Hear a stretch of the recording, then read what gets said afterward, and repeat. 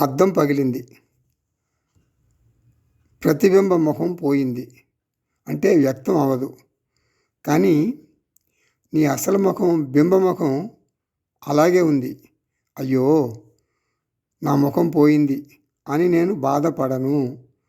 నా ప్రతిబింబ ముఖం పోయింది అని మాత్రమే అంటాను.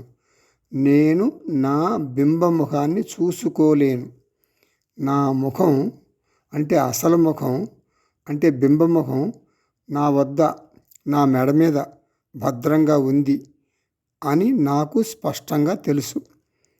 దుఃఖ సన్నివేశాల్లో కూడా జ్ఞాని నేను ఆనంద ఆత్మను అనుకుంటాడు. ఇప్పుడు ఈ దుఃఖస్థితిలో నా మనసు ఆత్మానందాన్ని ప్రకటించలేకపోతోంది.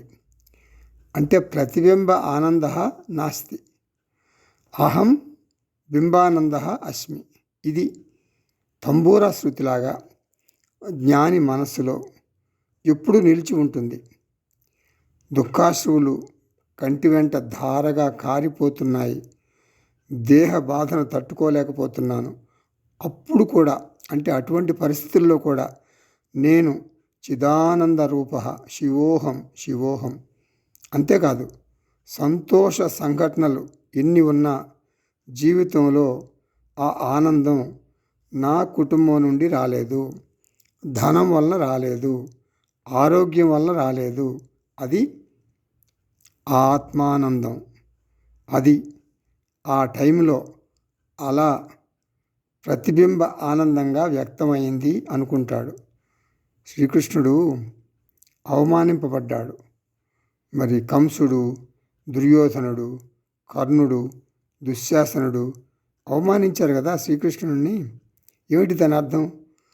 ఏమిటంటే జ్ఞానికి కూడా అహంకార కోణంలో ఈ దూషణలు తప్పవు.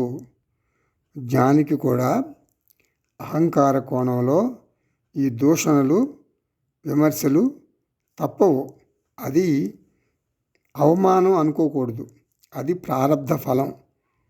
అది అవమానం కాదు, అది ప్రారబ్ధ ఫలం అని అనుకోవాలి.